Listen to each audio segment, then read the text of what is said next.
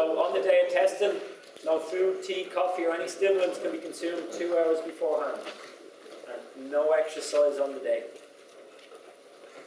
I would tell you to take note of that because I guarantee that will be asked. Would any of those things, food, tea, coffee or stimulants, they increase your VO2 or decrease? No, what it will do is one of the things that we'll look at, no exercise on the day either. You can train the night before, but you don't want to go out and hit a PB.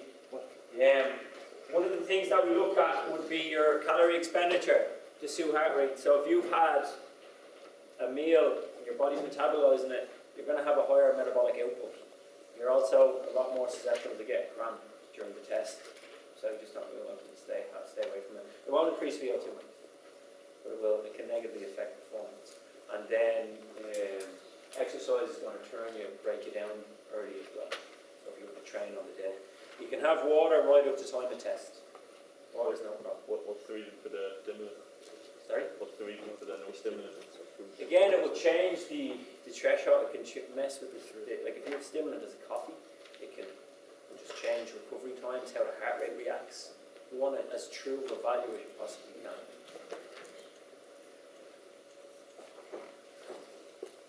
Right, so VO2 max. We're going to look at Evan's file. So Evan's peak score of VO2 max today was a 59.7. So everything that I'm going to describe to you today is going to be on your sheet. This will be on the bottom right hand side. You'll see VO2 milliliters. Sorry, I'll trim one off so I can point to it on the sheet. So the highest ever VO2 recorded in the world, anyone know what it is? 94. 94. No. 96. It was a cross-country skier. So, professional athletes, depending on sport, will vary what their VO2 max is. So, professional field sports athletes, kind of mid-50s to mid-60s. Endurance athletes, mid-60s to mid-70s. And then your 70s and above are in serious shape. Highest I've ever done was an 89. So VO2 max will be here on the sheet, slide across to his peak score, 59.7.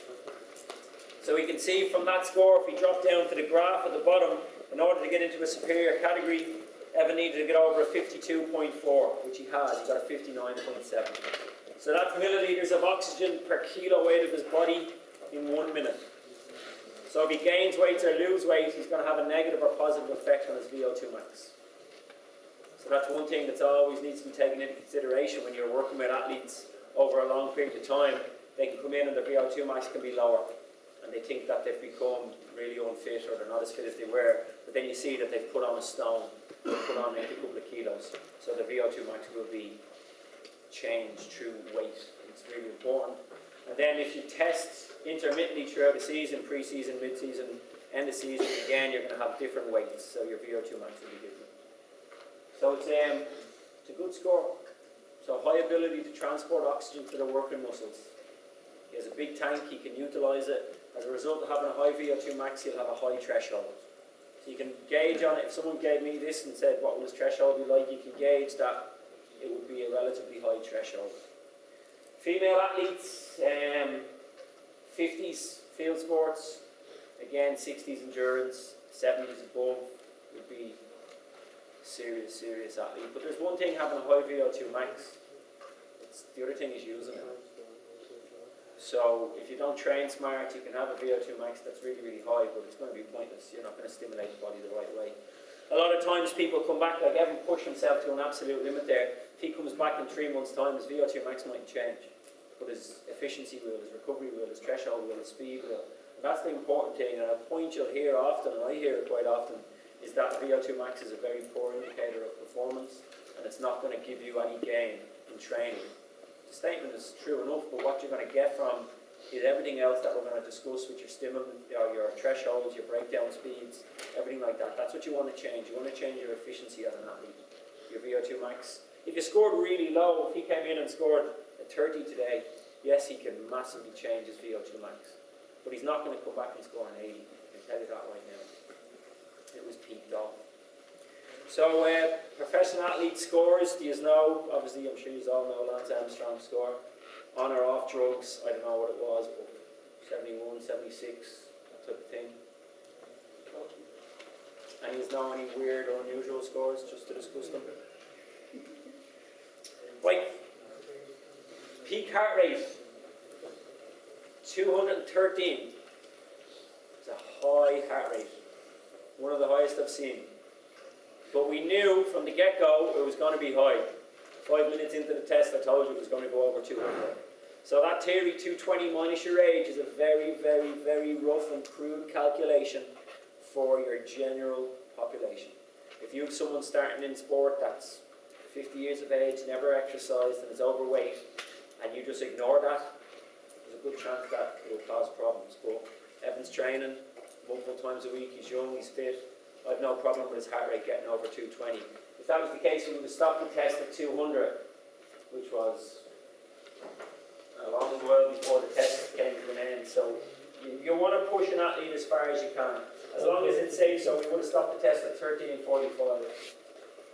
As long as an athlete is safe, we'll leave him on the treadmill. If his heart rate's good, it's no problem.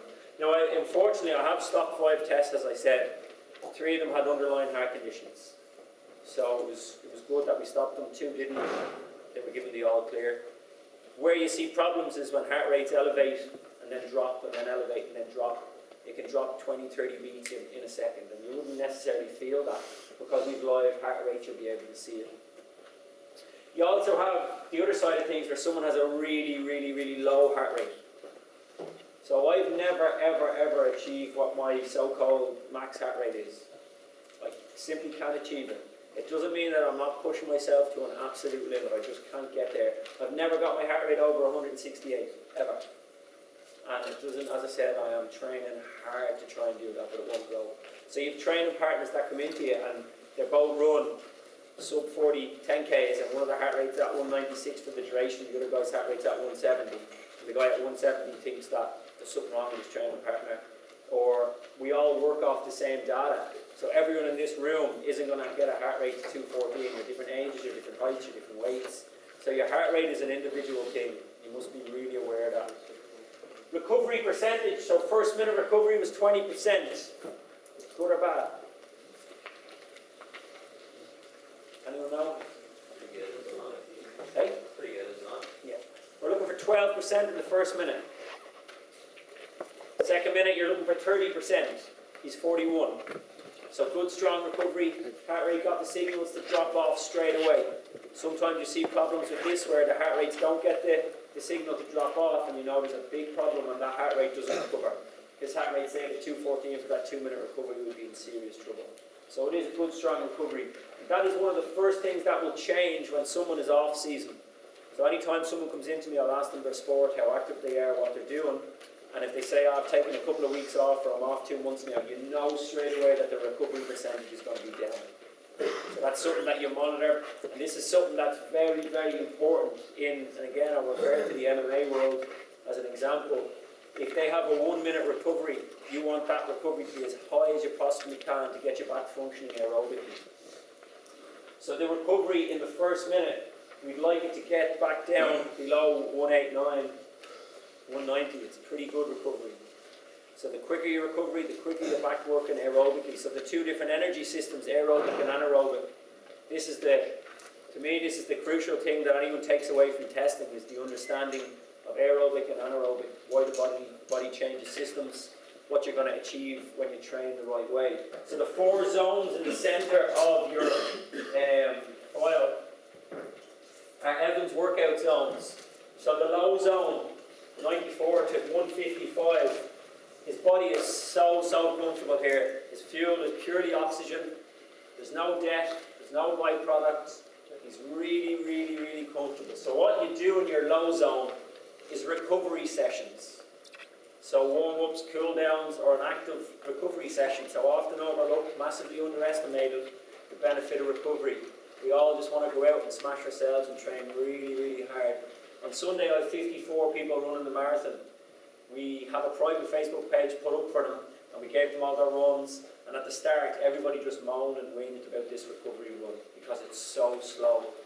You have to do the slow work, And then now over the last 4, 5, 6 weeks, everybody loves the recovery runs because they benefit from them. Your body adapts to the other forms of training, you recover, you're less susceptible to injury and cramp, and it increases stroke volume. So the higher stroke volume, the more content of blood that leaves the heart in beat, the higher the oxygen output is. The higher the oxygen output, the higher your threshold theoretically. So recovery work is very, very important. His green zone between 155 and 189. This is where aerobic and anaerobic thresholds come in.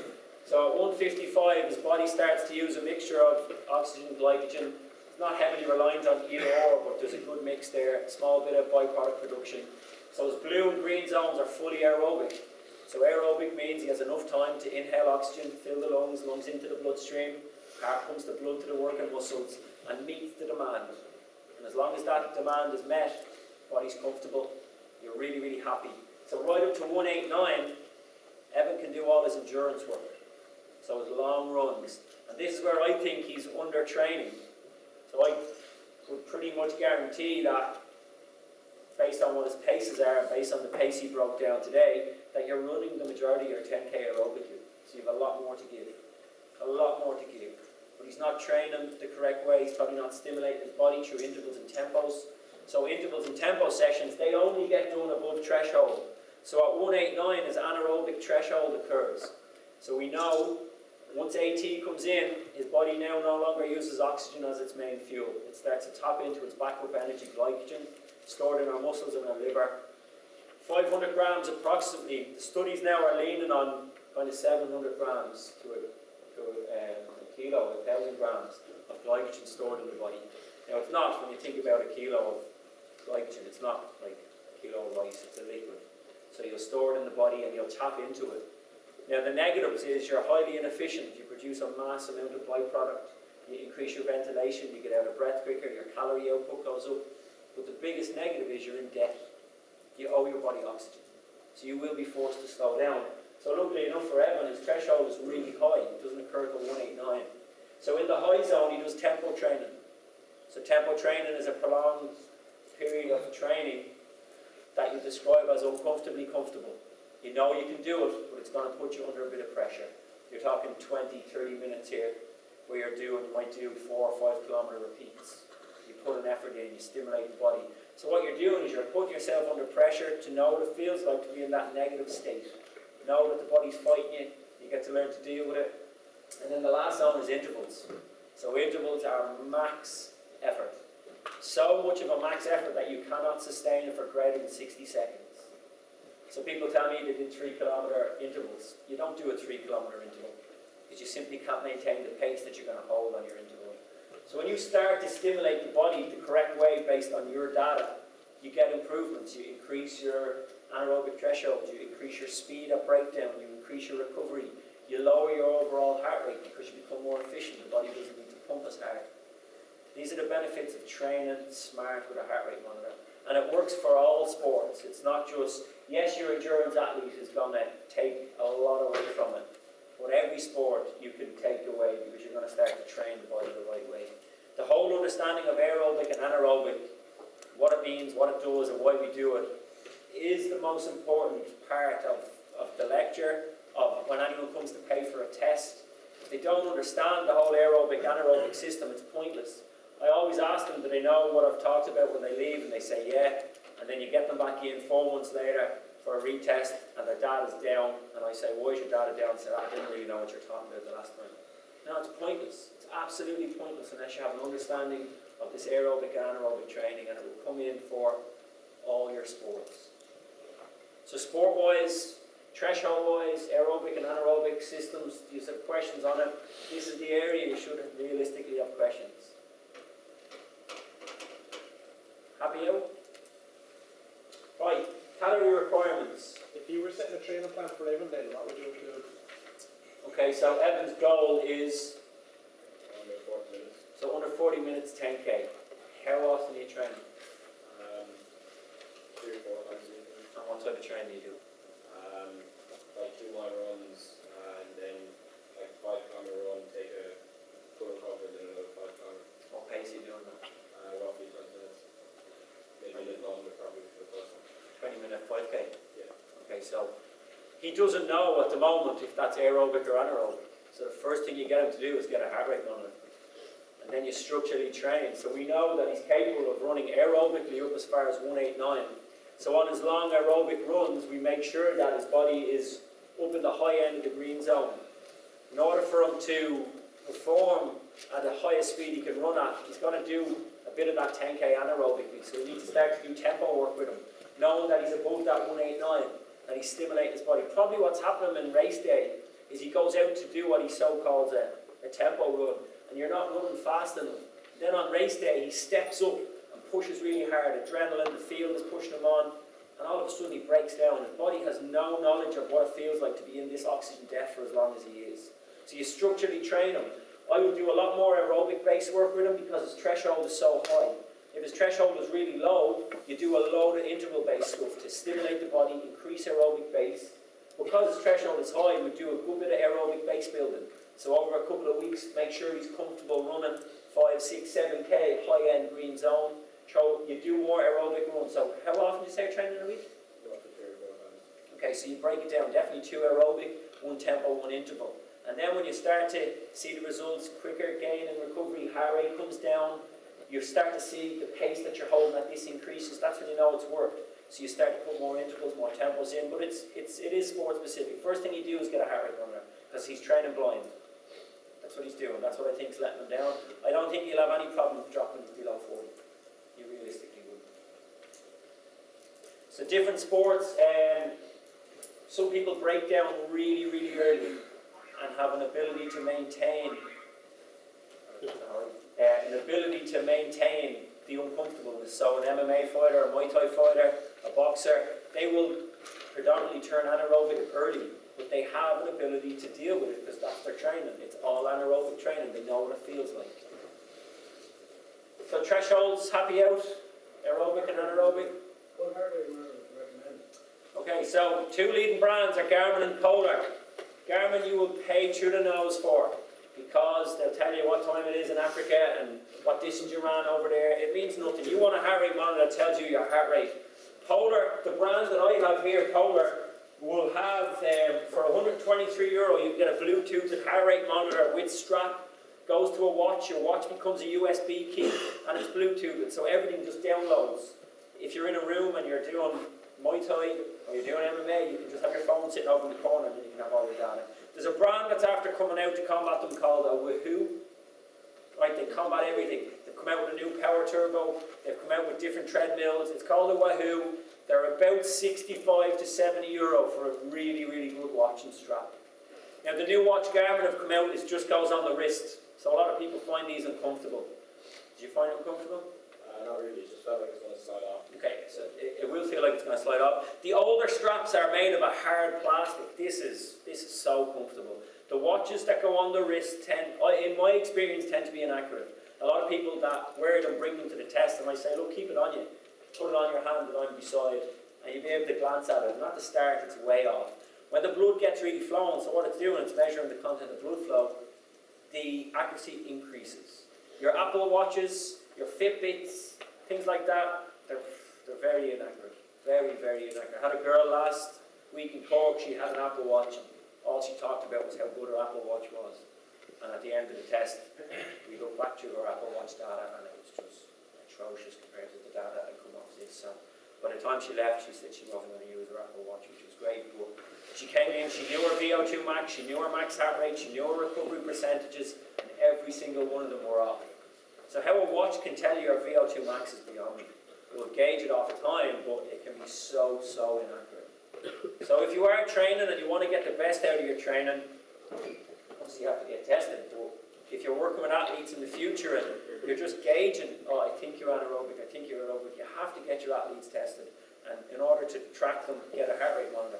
If you go out and buy a heart rate monitor tomorrow and use Evan's data as an example, it's not going to work for you. You want to get specific with your data. Yes, there's crude calculations out there. Yes, they work for 1 in 20, 30 people, but the majority would have different, everybody would have different data. So calorie requirements. Up on the top right-hand side of the sheet, you can see how many calories that Evans expels per hour when his heart rate's at a certain level. So if he ran for an hour at heart rate 170, he'd expel 956 calories per hour. So his metabolic or cardio-metabolic output. Do you think that's high or low? It's alright, like it's not too high. When I'm at 170, I get rid of about 1580 an hour. So I'm really inefficient in that sense. So if I was to do a long distance event, I'd need to think of fueling a lot more than Evan would. So what you're looking to approximately take back on is a third of the calories you're outputting. Bring them back on. You're like a bank, you're like a car. If you constantly spend and put nothing back in, you're going to run out. So the expression hitting the wall, that's when people run on empty. They can meet oxygen debt and calorie debt, and when they occur, it's game over. If you want to go to the marathon on Sunday and sit about mile 13 or 14, you'll just see people crumbling. What they've done is they've gone off too hard, they've gone anaerobic, they're probably in calorie debt as well because they're just so nervous they haven't eaten and they'll just break down. So what you take on board is up to you, and it's only after an hour. If you're doing an event that's shorter than an hour, you don't need anything. If you're doing an event that's an hour and 15 minutes, look, it's not going to be any harm to take something small at 45 minutes. But it really comes to play when you're doing your Ironman, your ultramarathons, to keep your body fueled. It's going to be crucial. What you eat is up to you. I've heard it all: boiled potatoes individually wrapped in tinfoil, peanut butter and jam sandwiches, Nutella on a wrap, fig rolls, jaffa cakes, jelly beans, jelly babies, whatever works for you. You do not rock up to a race and take something you've never taken before. It's only going to end in disaster. Your stomach won't be able to take it. Your gels, yeah, they're great. I personally don't like them. I'm not saying they don't work, but they don't agree with me. Basically just like taking 50 grams of sugar. So massive strain on pancreas and liver. But they work. Some people love them. They're easy to carry. You don't need anything else with them. Your high five drink, your 4-to-1 mix, if any has ever looked into it, it's a really, really good drink. There's 436 calories in one scoop. All your electrolyte is back in. All your micronutrients are there. And you're taking water on. So one scoop is in 750 ml of water. So hydration is looked after, electrolyte replenishment is looked after, and calories are looked after. It's a really, really good substitute to bring in. In an event, in a marathon, or towards the end, if you don't want to take anything on board, take a Lucozade, take a sup of it, swish it around the mouth and spit it back out. The receptors in the mouth will tell the brain you've consumed carbohydrate when you haven't. So you'll fuel the system. Carbs are broke down in the mouth. That's the very first point of breakdown for carbohydrate. So you will get a boost in performance when you haven't taken anything. But don't start doing it mile one into an event. Your body will cop on. It works. You probably see a lot of pitch sports athletes doing it. Taking it, swishing around and spitting back out. They don't want to take anything on board. Half time in field sports, being in dressing rooms, a lot of jelly beans, jelly babies being taken on board, so that high carbohydrate, sugar into the system. It works. It's foolproof. This whole theory that we can all work off fat adaptation, of course you can, but it takes a long time to do it. Don't just think you can go out and run a marathon tomorrow and say, oh, I'll just tap into new fat because there's loads of it there. Remember, fat must be oxidized, so you have to be working with the presence of oxygen to tap into it. So if you're working at a high pace, your body doesn't have time to go look for fat because there's no oxygen there. So you need to make sure you're fueled off glycogen, carbohydrate. The whole theory carbs are bad. Yeah, look, it's such a stupid argument for someone that wants to run a 3-hour marathon that doesn't want to take carbohydrate on board. So you must get sports specific with all the athletes that you're working with in order for the data to be exact for them. Calorie requirements, everybody in this room will differ. It's called indirect calorimetry. It's based upon the theory that it takes 0.8 of a milliliter of oxygen to burn a calorie. So it comes down to how much oxygen Evan consumes per kilo weight of his body. And that will determine your Vo2 Max. So if you go and drop weight, your Vo2 Max goes up, but your efficiency also goes up because you're now burning less calories, you're getting rid of less energy. And you have more potential to stay efficient for a longer period of time. So the main data sheet, that's the only one you have. I'm going to go through other stuff with you. So if a client was come to me, we'd give them all these graphs, we've given them to Evan, given them to Rachel. The main data is here. This is what someone takes away. When you work with coaches, all they're concerned about is Vo2 Max, breakdown, speed, threshold, and recovery. They're the only numbers that someone's really going to want. So before we go on, and just, this stuff won't take too long to flick through the graphs. Any questions on it? Isn't there not drink here, Colin? High five, and it's 4 to 1. So 4 carb to 1 protein is the formula. Would you recommend that to like just feed athletes or? It's not going to be a negative, you know. It's just throw it in a shaker, you know, get the recovery started straight away.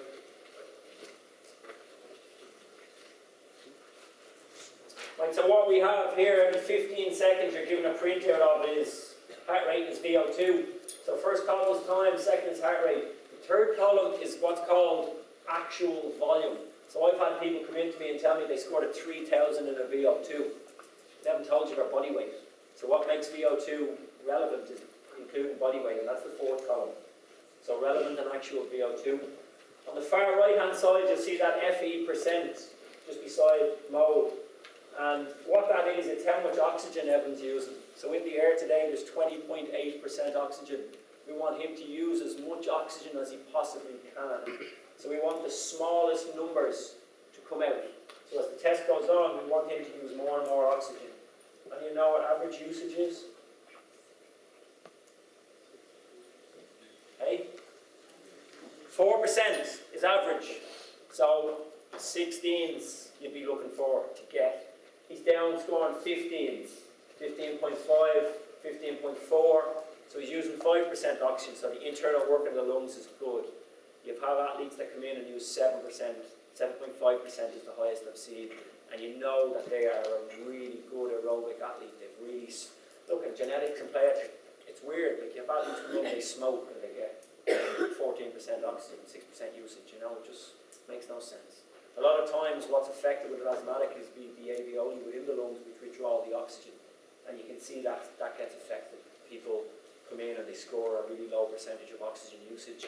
And when that occurs, their thresholds tend to be quite early because the body's breaking down and can't meet the demand of oxygen. An easy way to look at the increase and the decrease during the test, heart rate in the blue, oxygen in the green, both went up, both leveled off, black line in, test is stopped. So you can see how much that Vo2 Max had peaked and gone back negative. His heart rate was starting to fully level off. I don't think we would have got anything else out of him if we kept him on the treadmill for another couple of seconds, bar him coming off. And I've had a couple fall off, but that was the next question I was going to come in. Actually, I did two. I only had one last week. The first person had never been on a treadmill and he just stopped running at 16.5 kilometers an hour. So you can imagine he's the best runner in the club, and there's a camera like right there. It was perfect. The chairman of the club, the manager of the gym had come in to look at him. It was a disaster. The guy last week, I don't even know what happened. He kept drifting to me, and his foot got caught on the side of the treadmill, and the foot splat back up. They were fine. Both times they were fine, thankfully. I've had loads of people get sick. They stopped the test. Thankfully, I got sick in the mask.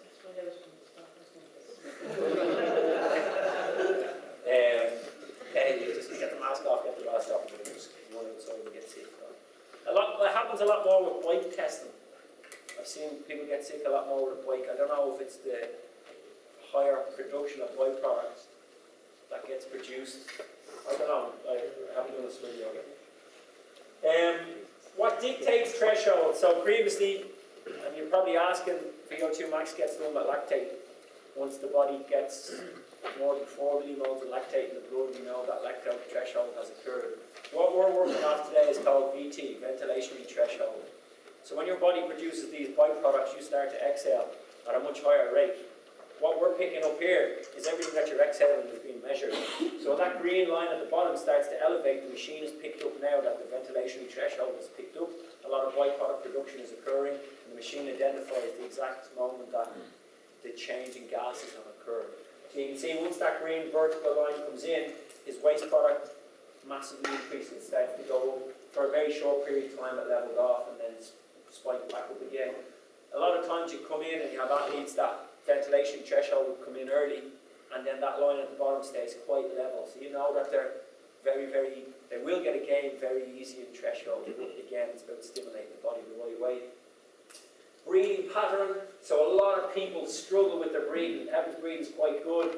That one gap, which is here, probably occurred when we went from walk to jog. So a lot of people are drilled on inhaling. We're not drilled or taught about exhaling. So if you don't exhale, you don't get rid of your waste product, you don't empty your lungs, you don't trigger an inhale. So the diaphragm being involuntary, we just accept it. We just say, oh, I'm going to breathe. But you don't think about it. You can become a much better athlete if you breathe, if you consciously breathe. Repetition creates habit, habit becomes subconscious. You become a better athlete at getting rid of your waste product and bringing fresh oxygen in. His exhale is good. As a result of his exhale being good, his inhale will be good. So there's no gaps. That's what we're looking for, that he's not holding his breath.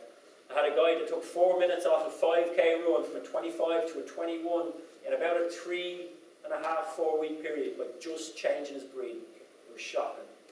I had a guy that came to me on a corporate level. We were testing a lot of staff, and he says he can't run for more than 15 seconds. Literally. He was slim, he was fit, he was young. He wasn't that fit, but what was happening was his breathing was so bad that he was just hyperventilating straight off and panicking and stopping. Changed and spoke about his breathing pattern, developed it out. He can run, we'll be doing his first marathon this year. So a lot of aspects come into your sport and your training. It's not just going out and running, it's bringing everything in. It will become step by step, one by one, you can through them all. So that's pretty much summarises what the test is. So the company, I run a company called Health Matters. By the end of this year, I'll have done 4,000 tests. So there's nothing that I haven't seen. I've worked in Ireland and Australia. The company's gone 6 years. We're freelance, so we travel the country testing athletes every day of the week. So anyone that is training clubs, and if you want to get them tested, they can come to me. My base is in Tala, West Park Fitness in Tala. That's where we're based, and we're in Dublin. But every weekend we travel. We do metabolic screening, do more VO2 testing than metabolic screening, do a lot of corporate stuff, school programs, things like that. So my number is on the sheet down the bottom. So number one thing, if there is questions that you want answered for your projects or anything like that that you haven't asked me today, there's no problem emailing me or texting me. I have no problem helping you out. Just don't text me all the time. I'll just stop answering that one. Last time there was loads of people that just kept hitting me up all the time, and we got there at the end. I've no problem with just doing it. That's what I'm happy to help you out in order for you to get the gains from it. It's important that you understand it. We're on Facebook and Twitter, so like us on them, throw up a comment on what you thought. And that's basically it. Thanks for your time.